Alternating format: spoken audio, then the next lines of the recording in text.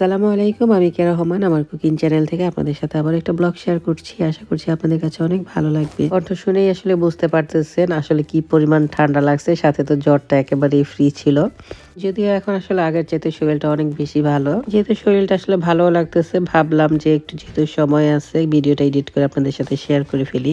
যাই হোক, আর একটা ব্যস্ত দিন আপনাদের সাথে শেয়ার করতেছি। সেদিন ছিল আসলে আমার মেয়ের স্কুলের সপেরও থাকা মানেই হচ্ছে প্যারা আর প্যারা। একে আসলে স্কুলে দিয়ে আসতে চলে গেছিলাম, আর সাথে তার এক বান্ধবীকে আসলে নিয়ে গেছিলাম। মানে হচ্ছে আর কি হরতাল মানে শুধু বাসই আর কি চলাচল করবে না, শুধুমাত্র এই রাস্তাতেই চলাচল করবে না, মানে একটা নির্দিষ্ট টাইম পর্যন্ত আসলে দেখা গেছে বাসটা চলাচল করবে না, তারপর থেকে আবার শুরু হয়ে যাবে বাস চলা। তারপর আবার ছোট মেয়েকে আসলে দিয়ে আসছিলাম। আসার পরে এই যে এখানে নাস্তা করতেছি, সকালের নাস্তা। সকালে চা অথবা কফি দুইটার একটা আসলে লাগেই, বেশিরভাগ সময় আসলে কফি খাওয়া হয়। এক কাপ কফি খাইলে আসলে দেখা গেছে শরীরটা একদমই রিল্যাক্স মনে হয় আর অনেক ভালো লাগে, আসলে শরীরে আসলে মনে হয় এনার্জি চলে আসছে। তারপর হচ্ছে তো মেয়েদের আবার স্কুল থেকে আসারও কিন্তু সময় হয়ে গেছে। আমার এইদিকে রান্না বান্নাও শেষ করে ফেলছি।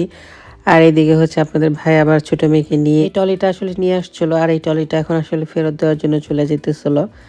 সাথে সাথে আসলে মেয়ের স্কুল থেকে একটা ফোন চলে আসলো। এখন আবার মেয়ের আসলে স্কুল থেকে ফোনটা আসছিল, তাড়াতাড়ি আসলে দৌড়াই আসলে চলে যেতেছিল। স্কুলে আসলে ছোটখাটো একটা মিটিং করছিল, যারা আসলে রেজাল্ট অনেকটা ভালো করছে তাদের জন্য।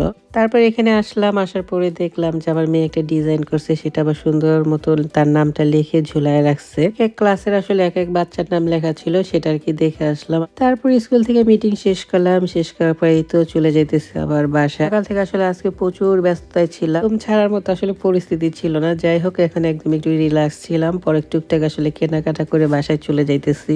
আজকে আবার ছোট ভাইটাও চলে যাবে অন্য একটা শহরে। শোনার পর থেকে আসলে অনেক খারাপ লাগতেছে। মন না যে আসলে প্রতিদিনই বাসায় আসে, প্রতিদিনই দেখা হয়, প্রতিদিনই কথা হয়। আসলে এক শহরে থাকলেও দেখা গেছে প্রতিদিনই দেখা হয় না, প্রতিদিনও কথা হয় না। বিদেশ মানে আসলে ব্যস্ততা, সবাই আসলে এত পরিমাণে ব্যস্ত থাকে, সবাই আসলে কাজ নিয়ে ব্যস্ত থাকে। এত ব্যস্ততার মধ্যেও যখন আসলে মাঝে মাঝে বাড়িতে আসে আমার খুবই ভালো লাগে আসলে। আর তাছাড়া আমার ছোট দুই মেয়ে তো আসলে ফ্যামিলির কারোই আসলে ভালোবাসা পায় নাই। ওরা আসলে ফ্যামিলি বলতে হচ্ছে মা বাবা আর হচ্ছে বোনদেরকেই চিনে, আর হচ্ছে দাদা দাদু নানা নানু যারা আছে সবাইকে আসলে মোবাইলে চিনে। তো আসলে মোবাইলের দাদা দাদু বলে, মোবাইলের নানা নানু বলে, মানে কাছে থেকে যে একটা ভালোবাসা সেটা আসলে যেহেতু ওরা পায় না, ওইটা আসলে খুব একটা ভালোভাবে বুঝেও না ওরা। এটা আসলে চলে যেতেছে, মনটা এত খারাপ লাগতেছে, এত খারাপ লাগতেছে কি আর বলবো। আমি আসলে মন খারাপ করবো দেখে আসলে আপনাদের ভাই আমাকে আগে থেকে বলে নাই যে আমার ভাই আসলে চলে যাবে।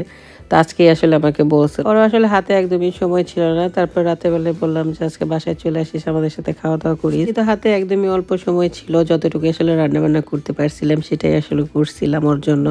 কিছু দইও আসলে তৈরি করছিলাম, যদিও আসলে ও খাইতে পারে নাই সেগুলা। ও যখন আসছে তার কিছুক্ষণ আগে আসলে দইগুলা বসাইছিলাম, যার কারণে আসলে সেগুলার জমেও সারে নাই আর ও আসতেও পারে নাই। আসলে দিন যত যাইতেছে ততই আসলে একটা মানুষকে পাখি মনে হইতেছে আমার কাছে, কারণ আজকে এই ডাল ভেঙে ওই ডালে যায়, ওই ডাল ভেঙে ওই ডালে যায়, মানে বাসা তার আসলে একটা নির্দিষ্ট স্থানে হয় না। আসলে বোনরা কিন্তু ভাইদেরকে অনেক বেশি ভালোবাসে, তবে ভাইরা হয়তো অনেক ক্ষেত্রে বুঝে না। তবে দোয়া করি পৃথিবীর সকল ভাই বোন আসলে যাতে ভালো থাকে, সবাই যাতে একসাথে মিলেমিশে থাকতে পারে। আসলে যত যাই হোক, রক্তের বাঁধন কিন্তু আসলে কখনোই ছুটে যায় না। যাই হোক, ভাইদের সাথে আসলে সময় কাটালে খুবই ভালো লাগে, আর সময়গুলো আসলে খুব সুন্দর যায়, একেবারে ছোটবেলার কথা মনে পড়ে যায় আর কি। এই তো ছিল আমার আজকের একটা ব্যস্ত বই দিন, যেটা আর কি আপনাদের সাথে শেয়ার করলাম। আশা করি ভালো লাগছে। আমাদের জন্য দোয়া করবেন, সবাই অনেক ভালো থাকবেন আর আমাদের জন্য দোয়া করবেন। আসসালামু আলাইকুম।